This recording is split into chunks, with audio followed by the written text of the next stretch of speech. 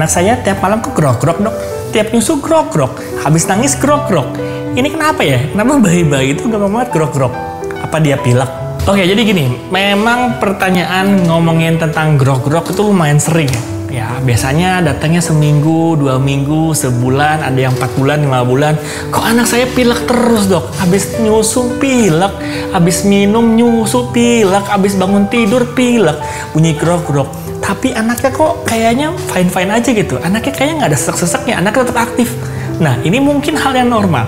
Oke, kita akan bahas tentang grok-grok pada anak. Selamat datang di channel Dr. Lucky TV.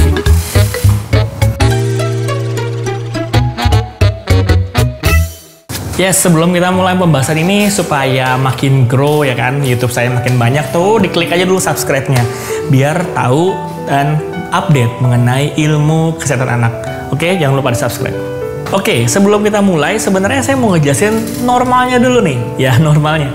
Jadi grok-grok itu atau bunyi krak-krok gitu, itu sebenarnya adalah hasil dari bergeraknya lendir di saluran nafas.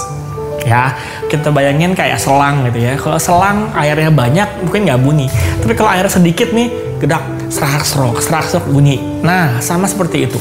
Jadi bunyi grok-grok itu karena ada pergerakan lendir di saluran nafas. Nah, pertanyaannya, ngapain ada lendir di saluran nafas? Benar, tahu nggak? Ternyata lendir di saluran nafas itu adalah hal yang normal dan berguna. Ya, lendir di saluran nafas itu sebenarnya memang ada. Nggak percaya?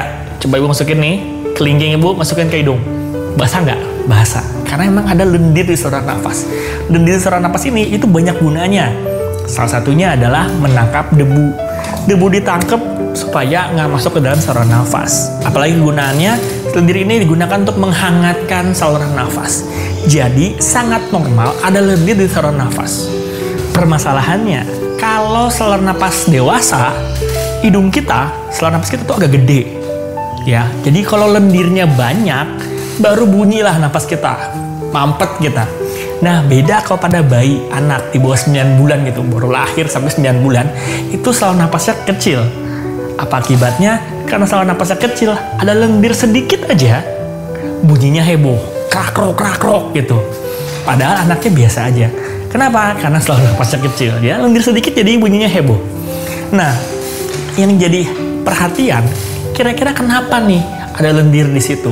Bisa hal yang normal, tadi saya bilang karena memang saluran napas itu ada lendirnya. Bisa juga karena ada sesuatu nih. Yang pertama yang paling sering adalah anak habis nyusu, terus dia gumoh, ya kan? Jadi ada lendir, itu pindah nih dari mulut masuk ke hidung, jadilah bunyi dah krak-krok. Makanya setiap habis minum atau setiap anaknya gumoh, dia bunyilah itu krak-krok. Itu adalah hal yang normal, akan hilang sendiri. Yang kedua adalah infeksi. Kalau ada infeksi, ya ada batuk, ada pilek, maka saluran napas akan mengeluarkan lendir yang lain, lendir tambahan. Itu karena adanya sel-sel yang rusak atau virus yang mati dikeluarkan dalam bentuk lendir. Maka muncullah lendir, tapi bentuknya lain, jelas kelihatan. Bisa warnanya kuning atau hijau, itu tandanya ada infeksi. Biasanya kalau infeksi ini berarti ada gejala lain nih, anaknya demam dulu, ada batuk pilek, lalu ada yang menularkan. Lalu grok-grok ini akan heboh di 3 hari sampai 5 hari pertama. Setelah itu mulai menurun. Nah, yang ketiga, grok-grok terjadi kalau anaknya iritasi. Tadi udah dibilang bahwa si lendir itu gunanya untuk menangkap debu. Kalau debunya banyak atau ada asap rokok yang membuat iritasi, sehingga muncullah reaksi si anak menjadi nambahlah lendirnya karena adanya asap rokok tadi, ditangkepin muncullah lendirnya. Jadi kalau anaknya pilek gerak-gerak, yakin ngecek deh ada yang rokok nggak, debunya banyak nggak. Dan yang terakhir, mungkin penyebabnya anaknya grok-grok ada karena alergi. Alergi ini dikarenakan anak bereaksi terhadap sesuatu yang membuat saluran nafas mengeluarkan lendir. Contohnya, anaknya alergi debu, ada debu, muncullah lendirnya, anaknya bersin-bersin grok-grok. Ataupun alergi makanan, misalnya susu sapi, habis minum susu formula nih, anaknya grok-grok. Tapi biasanya bukan hanya grok-grok aja, tapi ada gejala lain.